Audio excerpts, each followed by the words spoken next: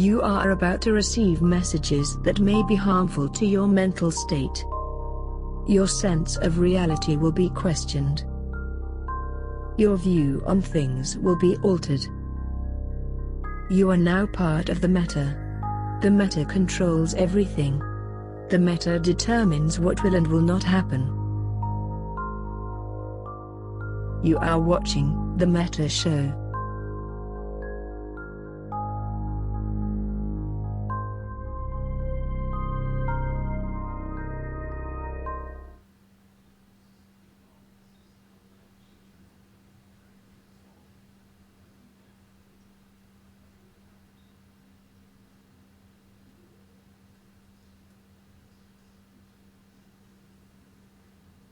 You gotta be kidding me! You gotta be kidding me! We start the show and it's muted. You missed the smug. I'll do it over. I'll do it over. It's fine. We'll do it. Fuck it. We're doing it live. Yeah, hell yeah. Welcome everyone to the Meta Show. It is August 15th, 2020. I am Brisker Ball. I am joined by the Matani and Asher Elias, and it is drink o'clock. Victory and Fountain. I hope you all decide to get a drink and hang out with me, and that would be great. And we're looking forward to it. Oh my, yeah. So the people who can't figure out how to, unmute and like run a show. I was having trouble connecting to Zoom earlier. It kept crashing on me. If you're one of our enemies, I want you to know we're the people that kicked your asses. Like you, the people that can't figure out how to use our microphones. We can't operate technology. With 150,000 of you, you failed completely to accomplish anything on your biggest day of strength after all of the opportunities to try to prove that the U.S. time zone massacre that we inflicted on you the other day was a fluke. And it turns out, oh wait, it's not a fluke. It was planning and preparation. We planned and you guys followed Pro God Legend. And so you got what you deserve, because that's what happens every time anybody follows a Pro God Legend quest into Delve. It's, oh, we're going to go defeat Goonswarm. Oh, it's going to be easy. Da, da, da. And then the murdering starts. So you get what you deserve. Look forward to more of it, because we only got a chance to use like 10% of the cool toys we had, because we kicked your asses so fast and you failed so quickly that we have such wonderful things to show you. And you sucked so much that we didn't get to kill you in the creative ways, because you just failed in the stupid and obvious ways. I really just want to make sure that there's enough contempt in my voice that you understand how little I think of the assembled 3-1 outnumbered 103 alliances, 150,000 fucking puppies, 150,000 fucking puppies on a weekend with all your time, all your preparation, all your strategy, your amazing leaders. And that's all you got? You're not even in Delve yet. Fuck, man. So, Mittens, you were going to be the good cop? Oh yeah, that's right. I was going to try to say earlier before the show. I'm like, you know what? I think I should probably just play this one straight and be like, yeah, we've got some lessons learned, and we've got a lot of work to do here, and we're going to dig some trenches. But then the moment I see puppies, I do kind of like the red mist comes and gets a little exciting. It's been fun. It's not how I expected to spend my day. I expected to spend the next several hours in heavy tie-dye fighting. We all did. I didn't expect to have a Fireside at the normal time. I didn't expect to have the Meta Show at the normal time. Yeah, but this is what you get. Like, I think that they genuinely believe, like the PanFam people genuinely believe, they'd convinced themselves that that we, like, here's the thing. All right? Here's the thing. When we told you that we were retreating to better ground, when we left Cloud Ring, when we left the indefensible bits of Fountain, you believed that we were broken and that it was going to be easy and that we were actually just legitimately retreating because we were losing and blah, blah, blah, blah, blah, as opposed to learning the lessons of the Casino War and fighting on better defensible ground where we can actually do things and plan accordingly. And you have now repeatedly failed on the same Keepstar, different time zones, different opportunities to plan and deal with our tactics. And yeah, no, this is more of what you get. This is, I'm delighted that the grind has begun, and I look forward to more of you stuck in heavy tie-dye suffering as my people laugh and cackle as they blow your shit up and humiliate you in front of the entire galaxy, because it's what you deserve. It's what you deserve. You come after the Imperium. Pro God Legend gets out there and gives a speech talking about how, oh, the Goonswarm leadership is so toxic. Oh, they're so evil. Let's get the entire game together to get rid of Goonswarm for the good of the game. And you expect us to not fight you? You expect it to be easy? You expect any kind of quarter? You expect anything other than contempt and derision? That was pathetic. You had no backup plan. You lost the Ravens. You relied on Test Alliance? You relied on Test Alliance. You relied on Pro God Legend to run a fucking Raven fleet, which got deleted immediately, and you had no backup plan. You have no chain of command. Your leaders are a fucking joke. Your war plan is a fucking joke. Bring more. The best part was Pickles didn't even make it into YTAC 2. He died in ZXB. That's the funny part. So, I first of all, I would like to say, obviously we had fun today, but my drink here, cheers to the Big Red Boat, cheers to Sister Bliss. Because these two guys were the absolute heroes of the fight today. They were the FCs of the two bomber wings that deleted the Ravens that were putting damage on the Keepstar. And I have to give Tess credit. I like Ravens. They're my favorite doctrine. They brought Ravens in. I don't know why they didn't put an MWD on them. They just put an MJD. But they didn't last very long. And thanks to those two beautiful bomb rums, Boat got them into half armor, half, pretty close to structure, and then Bliss finished them off. The rest of the way. It was beautiful. It was exactly what you would expect. It's exactly what you wanted to do. So thank you guys. My drinks to you. Cheers to Boat. Cheers to Bliss. We've been calling them the Big Red Bliss in the initiative.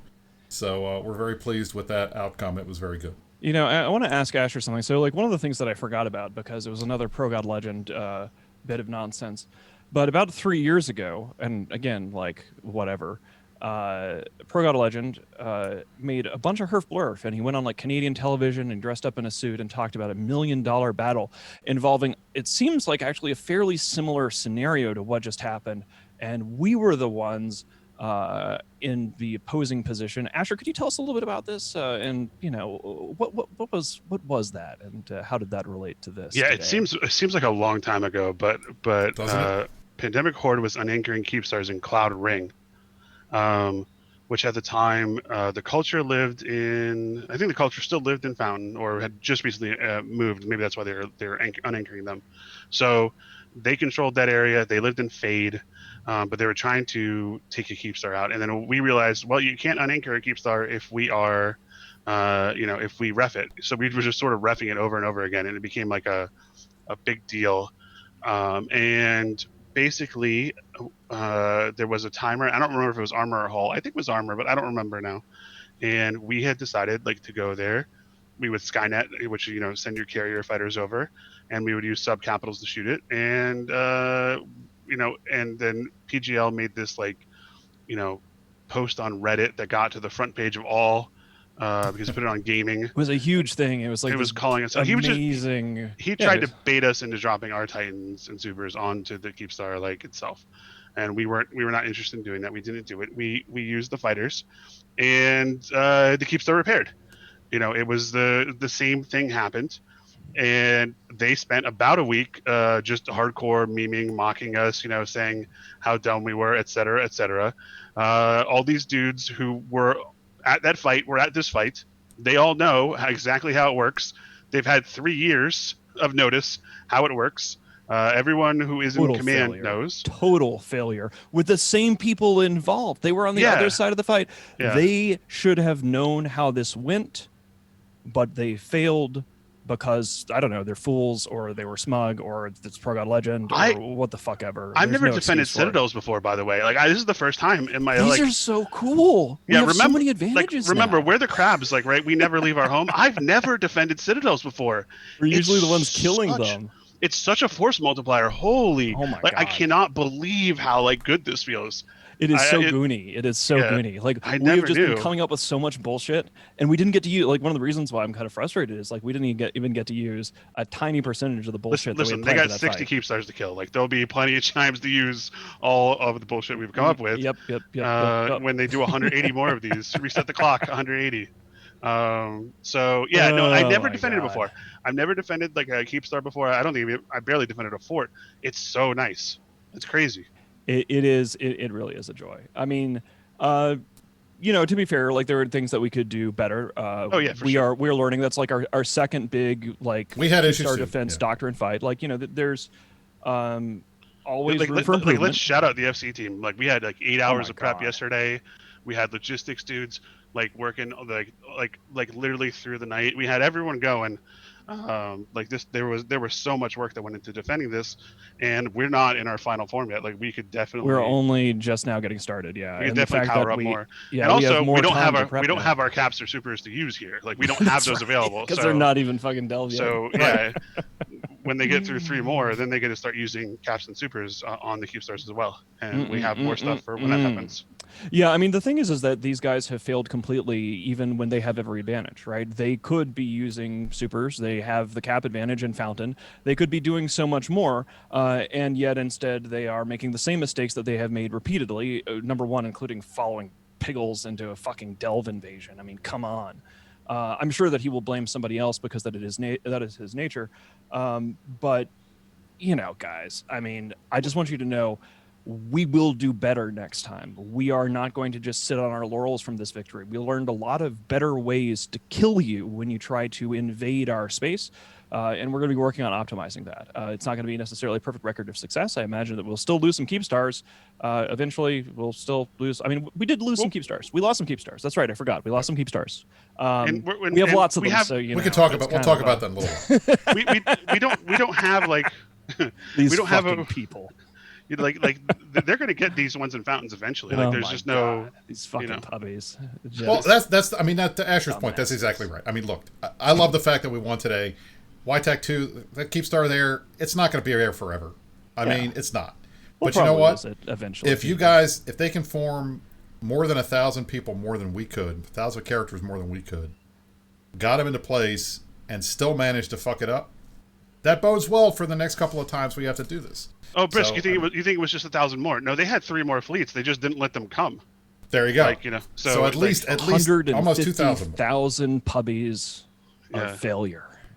Gotta love it. If they brought 3 more fleets in, they might have had a shot at it too. Like if they not messed that up, if they brought those people in the system, like the tie-dye wouldn't have been any worse, really. They have no excuse for this. They have absolutely no excuse for this. It really is amazing, especially because all the parties involved were involved in the $1 million battle fight. Because again, it's always the same blue donut of nerds coming at us and saying that we're the ones that are bad for the game and all these other excuses and whining and whatever.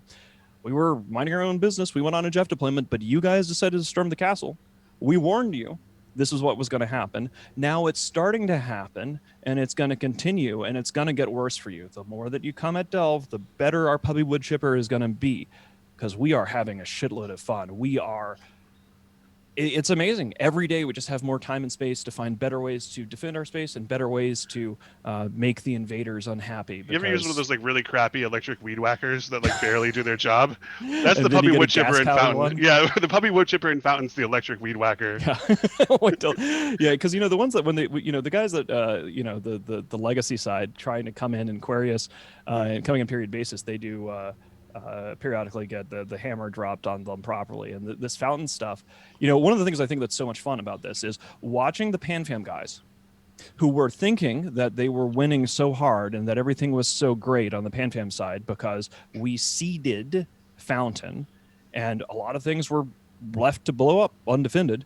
And we figured our shit out. We worked out a new system. We're like, okay, this is how we're going to defend this. We're going to do it. But these dumb motherfuckers actually believed that it was going to be easy because when we weren't contesting things, there wasn't a fight because it wasn't contested. You drank your own Kool-Aid, and all that waits for you in Delve is pain and humiliation in the video game, your spaceships getting blown up, and failure. Us having fun, laughing, mocking you as your shit gets blown up, when by all rights you should win. You outnumber us 3-1. You blew the entire galaxy. And this is what you bring to us. We will do a better job. We will do a much better job in the future. We will do a better job of defending. our space while you're trying to attack our keep stars. We did let some hacks go through. We have a lot of work to do.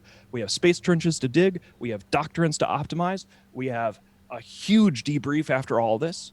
Tons more work to do, but all of it is just going to take what we have built here and optimize it further to bring about your failure until you fuck off. Like, you guys can just leave.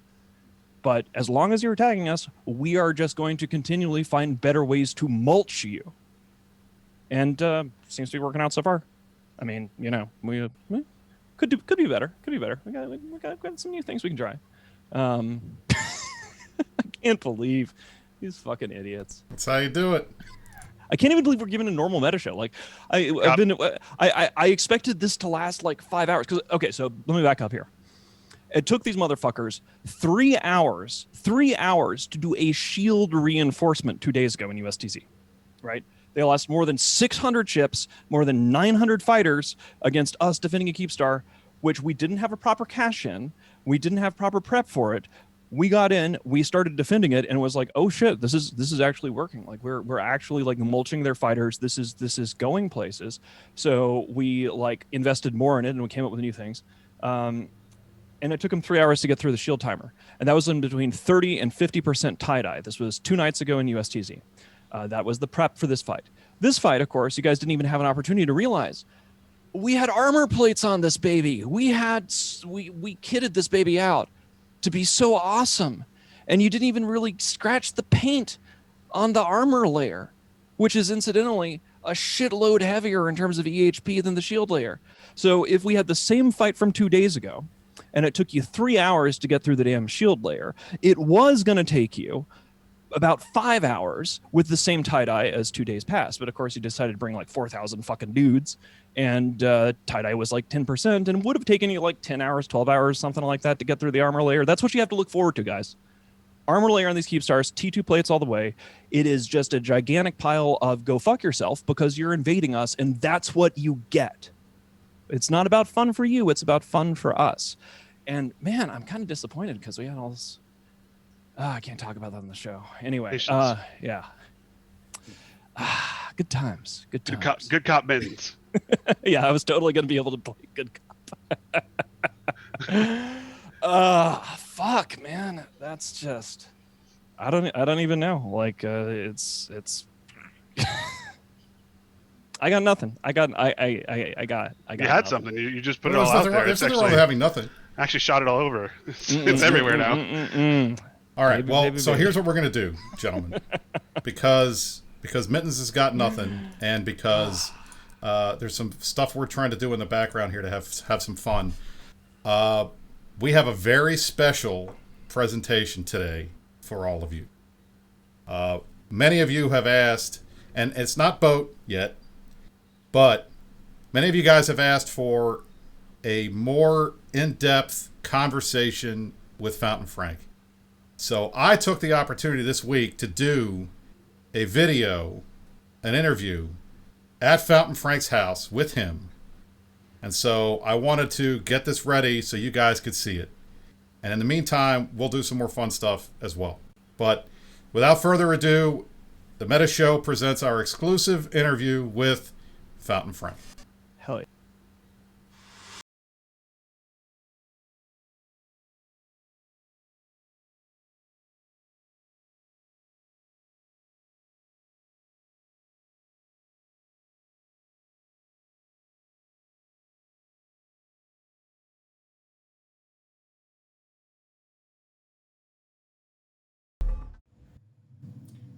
He's the spokesperson for the biggest galactic empire New Eden has ever seen.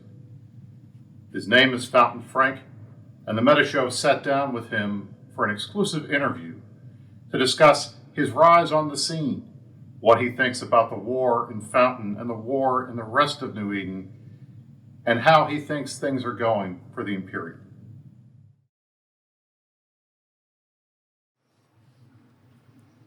Thanks for sitting down with me today, Fountain Frank. I appreciate you taking the time. I appreciate your willingness to answer some of our questions. You're welcome. Thanks for having me. You know, I'm a big fan of the show. I watch it every Saturday during executive time. So, this has been a tough week for the Imperium. It has been pushed out of Fountain. And you guys have lost 3 Keep Stars, 1 in J5A, 1 in IGE, and 1 in CTEC-N. And if I'm correct, these are the first Keep Stars that you guys have lost in any war. Nothing you just said there was accurate. Excuse me? Yes, excuse you. I expected better journalism from you, Brisk. You're supposed to be a professional. First, the initiative's never lived in Fountain. First thing. Second of all, we haven't lost any Keep Stars. How can you say that Init never lived in Fountain? We staged out of those Keep Stars in J5A and IGE for years. Okay, let me dumb this down for you so maybe even Captain Soban can understand it. Have you ever been in local chat with Horde? Yeah, you have, right? So have I. Okay, and what do you hear constantly? Init are goons. Init and goons are the same. You are just goon pets. Okay, if that's true, where do goons live? Delve? Delve, right? Exactly. So if all of Init are goons and goons live in Delve, Init lives in Delve. Not that hard a concept, right? That's actually logical. Of course it's logical. Listen, if you wanted to just hear children yelling at each other, go watch Redline Show. All right, so ignoring the question of where Init lives, the loss of these 3 Keep Stars, that's pretty significant, isn't it? Yes, it's definitely significant for the culture and for Horde. Why for those 2 groups? Brisk, you sound just like that streamer guy whose idea of a fine meal is a box of Crayolas. Okay? That was Culture's Keep Star. Ragnar Bile, ask him. Just talk to him. It's his Keep Star. He knows it's his Keep Star. He's the one that put it there. He's the one that misaligned the damn thing in the first place, which was a war crime, if you ask me. Now, as for the other 2, the IG and the CTEC-N Keep Star, well, they're in Horde space, so obviously they have to be Horde, right? How could you put them up if they weren't in Horde space? Besides, I'm pretty sure that those are just Horde Keep Stars masquerading as Init Keep Stars because they wanted to keep them safe in a bad neighborhood. I mean, look, right now, Fountain, you know, the property values there are about as good as you can get in a back-end system in Providence. You know, you got to be careful. A lot of AWOXers in Horde. So, IGE and CTEC-N are Horde systems. Horde has always owned Fountain, except for when Test owned it before. Like I said, Init lives in Delph. Your critics allege that all you do all day long is make things up and spin. What do you say to that? Fake news says what? What? Fake news says what? Excuse me, what? Exactly. You didn't answer my question. Okay, Matterall, let me answer your question. You want answers? I think I'm entitled to them. You want answers? I want the truth. You can't handle the truth. The truth is that this war is a sham. It has always been a sham. Horde goes blowing up their own stuff. You got PanFam running around acting like they're doing a lot of things. Tested down in the south, they haven't done nothing. You got poor Brave going out and entosising all Aquarius and acting like they did a big, bad, important thing. And then a week later, when goons take it all back, they got to pretend it didn't matter. I feel bad for those noobs. That's a shame. As for the rest, Test is doing less than nothing in the south. But the whole time, Villy and Piggleman are running around making all kinds of money with their TTT up in HiSec. Now let me ask you this, Mr. CSM man. You got to go and sit in these meetings and listen to Phantomite and listen to Torvald.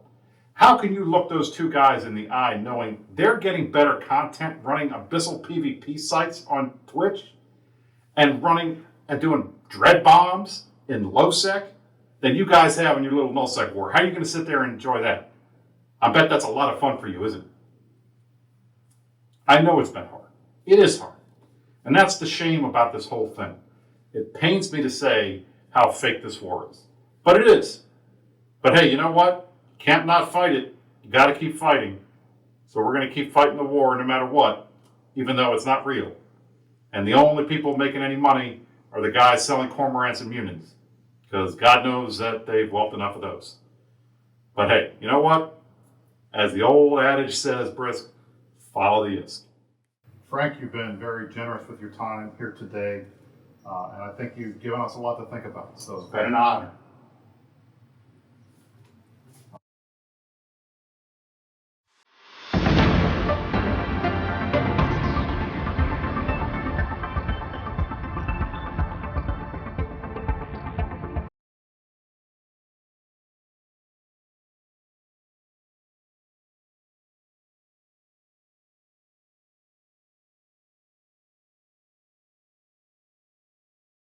That nearly killed And we're me. back, and I'm glad. I hope you guys all enjoyed the interview with Fountain Frank, because obviously I muted No myself sound, you're again. muted. You're muted.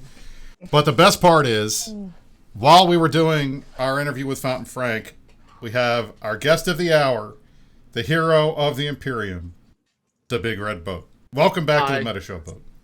Hi. Hi. How's it going? How did it feel kicking everyone's ass today? First, I gotta thank NC Dot. You know, that wasn't possible without NC Dot. For those of you that don't know, they like bubbled themselves.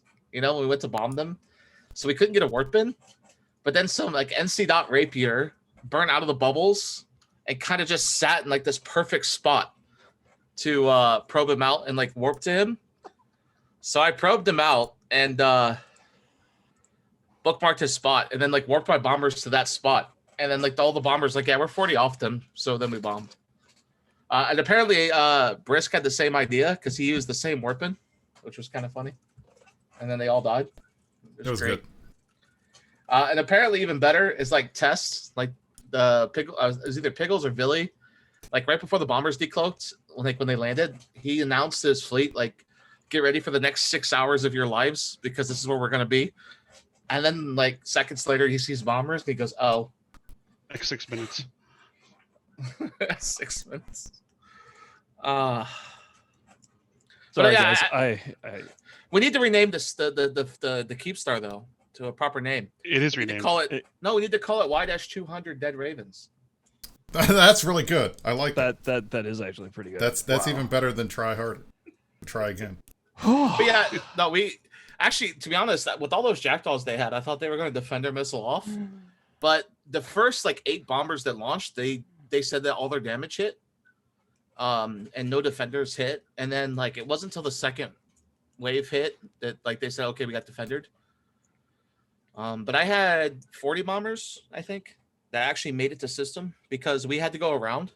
So like you guys jumped into ZXB, we took the gates and went through Hopib and through KVN and all the way up and didn't see any bad guys. So we went like 40 jumps around.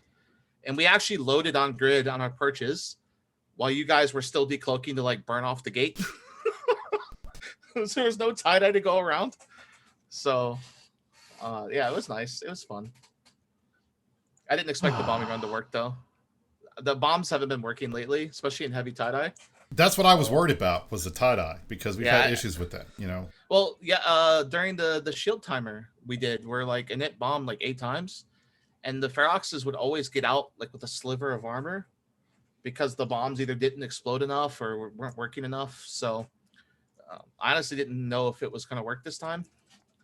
So I was happy that we were patient because I was in comms listening to Bliss getting ready to hit the bombers out. And I mean, because of the tie-dye, it takes so long for the bombs to leave the bomber and then get to the target that we didn't want to blow up our own bombs, blow up your bombs by launching ours too early. So the guys were like sitting there for like 5 minutes waiting to launch their bombs when it went through. And then we just started looking, and then it was just glorious because you just see Z-Kill fill with test dead ravens. It was just the most amusing thing ever. It was great. One of the best ones too was we had this guy in fleet, and I don't even remember who it was, but he kept like getting really frustrated with the fact that like the way tie-dye was working. So he kept saying, gosh, I wish this FC would just warp us already. And then like we warped, and then he goes, man, these bombs aren't launching. It's just, I don't know what's going on. And about every 10 minutes, the guy would start talking, and Fleet would be like, who the fuck's this guy? It was great. And then I think we tried to bomb them a second time. But Killer B was sort of quick to like warp away as fast as possible. So we didn't get to do that. So we only got one good bombing run. That's kind of sad. But hell, you know what? One good sad run after that. That good of a run. And I gotta say, poor Test. I think their Ravens license has been denied, or at least revoked. I can't believe that worked. I don't know. I'm still kind of like in denial, I guess. I bet you an fucking FC mana like from Pando. heaven, dude. I bet you an FC from like Pando is like really like Smug right now. You know, the guys who like take pride in flying those particular hulls whenever someone else flies them, and they do poorly. I'm sure that he was feeling pretty smug about that. He absolutely was. They both. I mean, look, Shines and Panda were both smug. I mean, Panda. I didn't talk to him today, but Shines was very smug because we're the ones that invented the whole Ravens killing Keepstars doctrine, and we thought it was cute that Tess was going to try to copy that. Actually, but it didn't work. I honestly thought they were copying your fit. And I thought they were armor tanked. And I was worried that because Asher asked, he goes like, what kind of bombs you got? And I said, Electron. And he went silent. So I was like, oh, fuck, they're armor tanked. So they're going to tank the Electron bombs. And then someone in Fleet goes, no, shield tank boat. And I'm like, oh. That's the thing. We're like, shield tanks, no MWDs, only MJDs. Okay, let's see how this goes. And the Ravens don't work with shield tanks either because you can't lock far enough. And missiles can't go far enough. So you have to actually lose a lot of your tank, which is why I could not believe they were shield tanked. But, it's Pickles, and he tends to come up with dumb ideas. Well, occasionally Pickles has an interesting idea that does work, but it is basically like a 1 out of 100 ratio. And also when it comes to actually anything that involves work, like a campaign, it's hasn't really worked out too well. Like he is an innovative thinker. Credit to Pickles, but he is the last person that I would follow into a sustained Sov war campaign that involves lots of work, lots of coordination, lots of planning, lots of prep, and also consistency and a willingness to admit failure and admit mistakes. Like if your first reaction to anything, like when things go wrong, is to say it was somebody else's fault, somebody didn't fit their ships right, or whoops, sorry guys, somebody else screwed this up, as opposed to whoops, I fucked up and led an entire coalition of 150,000 puppies into a doomed invasion of Delve again. Of course, last time he didn't have 150,000 puppies. Maybe this time it'll work. Mittens, I'm surprised you have not said puppy wood chipper yet. He has. Oh man, you haven't mentioned this yet. So there are people with their bingo cards waiting, and they haven't gotten. Oh god, puppy wood chipper go brrr. Like man, it is really nice to fire that baby up. Like it's a lot of work too, because like the logistics wins wars, planning wins wars, doing the work. Lyndon Johnson had a quote that I like to steal pretty regularly, which is, if you want to win, all you have to do is everything. Right. And that's one of the things about going into this fight across the entire Imperium. A tremendous amount of work went into it. I got 4 hours of sleep. Most of my team got fuck all sleep. Everybody was setting their alarm clocks. We knew we would be outnumbered 4-1. We knew we were going to get attacked from multiple fronts. We knew that these guys were going to throw everything they had at us on a weekend because we humiliated them so badly in U.S. time zone 2 nights ago. We made such a mess of their little thin-skinned egos by showing them what they were actually going to have to deal with. But now that they have decided to attack us like this, that we knew it was going to be a ton of work. And speaking of power moves, go for it, Asher. No, I almost didn't come today. Like I was gonna say, I woke up at like 10 a.m. and looked at my clock because I was up till like 5 a.m. last night dealing with some stuff, and so I got up at like 10 and I looked at my clock and it's like it's probably 1600 Eve by now, so I'm probably late. So I'm probably just gonna go back to bed. And then I heard my alarm clock go off, so I figured it's like, oh, I'll just check Jabber, and it was like right at 14:30. I was like, oh, I guess we got a job to do. It worked. Like a lot of things really came together there, and so I'm just really happy with that, because that's one of the big distinctions you see here is that we have a unified chain of command. I'm not in charge of every Imperium alliance, but all the Imperium alliances are together. We work together. We're in constant communication. All of this, oh my god, like goons in the initiative don't get along is bullshit, because we are constantly working together with the initiative. I'm sorry, rando pubbies, that your little plan didn't work out and your whole split the Imperium thing turned out to be just about as effective as your invasion plans. I have an analogy for you if you want. Go for it. Let's hear it. What sort of Roman invasion was this like? No. Have you ever seen the movie Red Tails? No, there's a movie called Red World War Tails. II. It was about World War II, right? Yeah. Yeah. So the Tuskegee Airmen in World War II. The Tuskegee Airmen. I love the Tuskegee Airmen. Tuskegee. They had these like better show World War II references are back. All right, hold on. Yeah. This is gonna be good. So they had this like policy of they wouldn't like chase fighters. They would like stay with bombers and protect them, and it had a big deal about like they used to call it forget the prize, save the lives. And it just like as I'm watching these fighters like stream at the gate to kill us, their fighters were so concerned about getting kill mails and kill marks for the carriers. They just forgot about the Keepstar that was over there repairing the whole time, which is just, it reminded me of that quote. So I told my fleet that after we bombed, I was like, God, if they had just been smart and had like even 50 carriers shoot the Keepstar, they actually probably would have won. Then they would have missed out on some Ferox kills though. So Yeah, I guess. I have a fucking smug afterglow right now. Like this is yikes. Wow, good shit. It's hard. I mean, it's hard, I don't know. right? I plan to still be in heavy tie dye. We're still going to be fighting during the meta show. I had the whole mock-up ready to go. 10 hours to go through the armor layer. I was ready. I had a mock-up ready. I had my Karma Fleet alt sitting in a scepter off the Keepstar, ready to have the background. I had all kinds of little things planned so we could talk about it during the show and have it live and everything. And we didn't need any of it. Now, I'm not complaining because I'd rather be over-prepared than under-prepared. Another thing Tess did to kind of add salt to the wound is that yesterday I asked K-Color to let Bomber Wolf know that I was going to do bombers today. And so Tess did a broadcast where they're like, hey guys, Boat's doing bombers tomorrow, so let's show them how it's really done.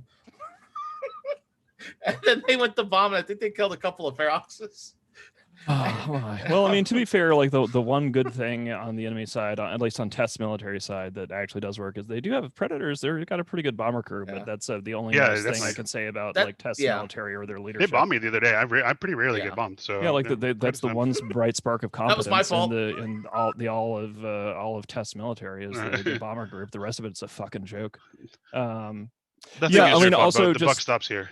Just FYI, again, I keep saying Test is next, and now that you guys can see what we have on offer for the rest of the Delve Invasion, I just want to have a little memo here to PanFam, which is, I assure you, I was quite serious on July 4th, midnight, when I gave my State of the Union, and I said that we're done with PanFam as an enemy. Like you can be mad at us, you can chase us around, you can yowl about how you want to have headliner on the show, and Vince can send, whatever, you do your thing, right? It's fine. We're moving on. So the moment that this whole Fountain Front thing, I mean, if you guys actually do manage to get into Delph, whatever, good luck, God bless. But the moment we're out of any kind of pressure whatsoever, and we're still already working on this, like we got 70 frickin' Athenors online in test space the other day because they're completely incompetent. We are quite serious about taking out our vengeance on Test, because they're worse posters, they're fun to shoot, they're really annoying. And I appreciate, we saw, Elise was in local, and it's like, okay, all the gang's all here, we're doing our normal thing. But I mean, come on, guys, we've been doing this shit for like 14 years now. We just want to chase Test around, and that's what we're going to do. So Test is still next. We are going to take it out of their hides regardless how this goes down. So if you're unhappy with how utterly incompetent Test leadership has been in fucking up that Raven fleet and losing this fight after all of your efforts, you can just lean back a little bit, and honey, we'll take care of them. We will absolutely take care of the Test problem for you. Don't worry. Don't worry. Everybody, I'd like to thank Boat for coming on the show. He can't stay with us for the rest of the show, but we wanted to have him on because he's the hero of the hour, and we miss him. So thank you both for coming on. We appreciate it. Thanks, Bye, guys. See ya. Thank you, Boat. Ah, man. All right. I can't remember being this relaxed during a meta show. I'm just like leaning back here. I got my, that video kind of, I got to herf my blurfs, and then we got to watch that Baghdad Brisk video was amazing. And then Boat got to Smug and give us a World War II analogy. And I got to broadcast the Picard song for the first time in this war. So it's, it's good shit, guys. It's fucking good shit. So, all right. So guys, answer me this. Was this a great meta show, or was this the greatest meta show? The greatest. I mean, you got it. The greatest, dude. How many more things can we do? I had not seen. So for people, obviously, I hope my mic was muted during the video. I had not seen that video. My face hurt from laughing so hard, and you guys could see even after the video was over, Boat was talking about stuff, and I couldn't stop cracking up. The no pants aspect of Fountain Frank killed me. Whenever it zoom out. Okay, Matterall, like, oh my god, you got a Captain Soban crack in there too. It was so good. It was beautiful. I was laughing really hard, but I did have a strange feeling. Did anyone look at Brisk's feet and feel something stirring? See, I was wondering if Wally was going to be all excited by the fact that that there was feet pics of me there, that they can grab. So, I mean, this obviously, we held this. We did this earlier this week. I'd like to thank Skeptic Nerd Guy who provided. Oh, I forgot. I got to show you guys. Let me grab it real quick. Skeptic made some hot sauce Fountain Frank hot sauce, which we put in the background there. So there you go. Oh, wow. Chipotle pineapple hot sauce, which is in the background. It's pretty good. Amazing. And we were working. I was working on the video all week. Now I have to say, I did go out after I finished the video and upgraded my audio, because the audio was not the best in that. But next time it'll be better. But we had fun, and I also want to throw a thank you to the guys in Minitrue, I should say, because Minitrue was the genesis of this.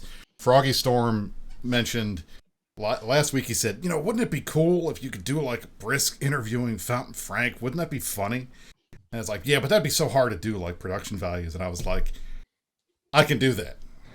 So we did it. And it'll be fun. So I'll have that up on YouTube and Reddit later in the day for you guys that want to go back and watch it again. But yeah, that was fun. That was fun to do.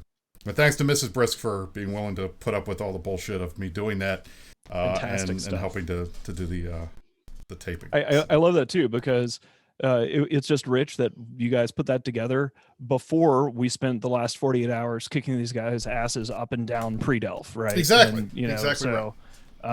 It's even better to have a fun Fountain Frank thing after. Mm-hmm. There you go. I can't believe this shit. Mittens, you might need to wipe some pre-delve off you.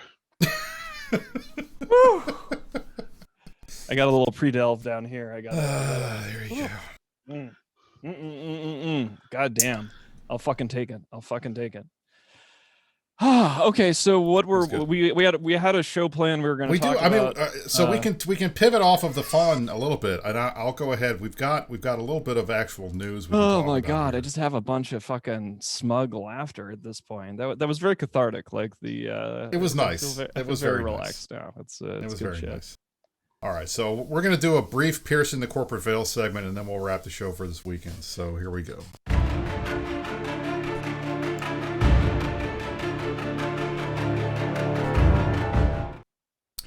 So another good news this week, we had the second quarter Pearl Abyss earnings call was on Thursday evening, our time, Eastern Freedom Time. And there were a number of important things that I think came out of that. And if you guys have not seen, I strongly urge you, because Noisy Gamer and I seem to be the two people that pay the most attention to this stuff. So we sit in Discord and chat with each other while the call is going on. He wrote an article about about what happened. So essentially, at least in terms of Eve news, the second quarter of 2020, and for whatever you want to speculate as to the causes, was the absolute best quarter Eve Online revenue-wise has produced since they were bought by Pearl Abyss in 2018. Their revenue was up almost 32% over last quarter, which was the worst quarter that they had ever done. And they generated about $16 million, which is pretty solid, a solid quarter. They typically generate around 13. So they were up, it was 18.9 billion Korean won, which is about $60 million. That was pretty legit. And I think we've speculated internally about what potentially this could mean, what the result was. And I think largely it was probably a combination of COVID, everybody being home. It's too early for the war to be an impact, and I don't know what kind of an impact the war would really have, because I don't know how many people resubbed a bunch of accounts for the war yet. I haven't seen that, or at least we don't have the numbers on that yet, so maybe we'll see that in the next quarter. But I think the obvious biggest thing was Serenity finally launched in April, so they had a big boost from the Chinese server, and that was new money coming in. And then, I gotta be honest, I totally tuned this out. Did they make more or less money, CCP? They made a lot more money. They made like $3 million more than they normally make. Well, with all the skins coming out, yeah. Okay. There you go. It's all skins. It's new skins. That's it. So they made more money. And in addition, Eve Echoes, the mobile game that they have put out, partnered with NetEase in China, came out on Thursday. They had 5 million pre-registrations for that game, which is crazy. I've been playing it. It's kind of fun. It's fun. I like it. I mean, it's a fun game. It's probably the best mobile game that I've played. I've played a few. I'm not a huge mobile gamer, but I kind of like it. It feels like Eve. It sounds like Eve. It's like an F1 monkey's dream of Eve. You just have to you warp to an anomaly, and you hit one button, and it auto does everything for you. Shoot stuff and orbit stuff and target stuff. It's great. All with one button? Seriously? Like yeah, you just it's get one on button, and and you just have to. That's it. It's great. Wow. Okay. So it's not. I think, frankly, I think if it has staying power, I think it'll make them some money.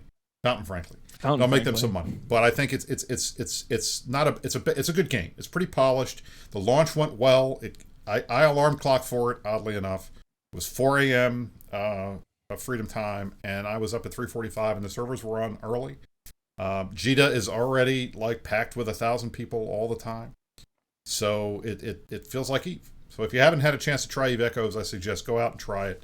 At the very least, it's free. It's just like same kind of the same model of subscriptions and stuff that Eve has. You've got alphas and omegas, and you can pay for stuff like that. So go ahead and try it out. And the other thing is, NetEase has not gotten their China license yet, so this is just everywhere in the world but China. And China mobile game market is humongous, and I expect that hopefully we will see these guys making some more money down the road from this game, which is still an Eve IP, and hopefully will be good. So there you go. We did good. Yeah, I mean, more money good. Like, you know, this is one of the great things is like when CCP is making money, we don't have to like have any quibbles or discussions about like what direction is the game headed in, because as long as there is profit, then the future of the game is bright, and we can continue to feed puppies into the wood chipper as long as they keep trying to storm the gates of Delph. So yeah, high fives all around. Let's see, what else do we got? Man, this is just amazing. I'm still kind of discombobulated from all the murder. Wow, it's good. They brought everyone on a Saturday, and they just face planted and shat themselves repeatedly. It was wow. You know, wars are not often won by the winner, they're lost by the loser, and that was some lost by the loser bullshit today. At the first timer, like right after it came out or reinforced, 1,600 hits, they barely pause it. Whoops, the Ravens go away. Thanks, Boat. Thanks, Bliss. And then they smear some shit on the walls and fuck everything up. And yeah, cool. I mean, we do, again, in fairness to our enemies, we do have some iHub timers to clean up the next couple of days. We need to do the homework. We need to dig the space trenches. We got to, instead of resting on our laurels, we need to, you know, capitalize on this, work harder, work more, because there are still 150,000 puppies. They did blue the entire galaxy, and they still couldn't stop us today. But that doesn't mean that they're not going to keep trying. And so we do need to be on our guard. We should smug, we should victory lap. But then we got to get back to work. But god damn, this is... I'll tell you, I'm looking forward to Saturday night's work tonight. This is not how I expected my Saturday to go. I mean, that's it. It's great. I mean, and that's the thing. We're 6 weeks, 7 weeks in. I guess this is 7 weeks in. This was the first major fight. Yeah, it's great. You know, we'll have plenty more of these where we get to do this again, and maybe we'll get to try some of our other ideas that never got it. It really made it past the beginning. We have such fantastic. We have such wonderful things to show you. Such wonderful things, and. Yeah, I mean, sorry guys. I like we had I expected that we would have more to go over other than the doom and incompetence of our foes, our glorious victory today, our glorious victory 2 days ago, which we kind of already covered, the continued failure of test, which I don't even have to. Like, we don't even have to have an argument about it. Like you all watched it. It was in front of the eyes of the entire galaxy. Even the people that weren't in the fight were watching it on INN because we had a wonderful stream earlier. Yeah, so. And I want to give a shout out to Mafoon and Dax and the guys that handled that stream. They were on for 6 hours. And then Eric and the guys from Push to Talk came on board with them. That was great. I mean, and we had 1,900, 2,000 people. When Ron the Crayon Eater stream failed, we were there for you.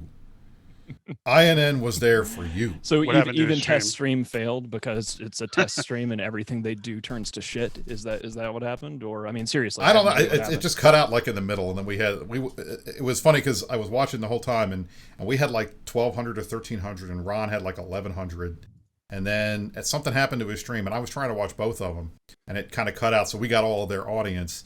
So he ended up having like 800 or 900 for a while, and then we ended up over like 2,000. And it was funny. But I mean, Mifune, I got to give him credit. I mean, the guy's 19 years old. He can't even have a beer, and he's up for 6 hours on a Saturday morning commentating all the stuff. So there's a star rising right there on INN. Got to give Mifune a happy little gold star. It's been a good day.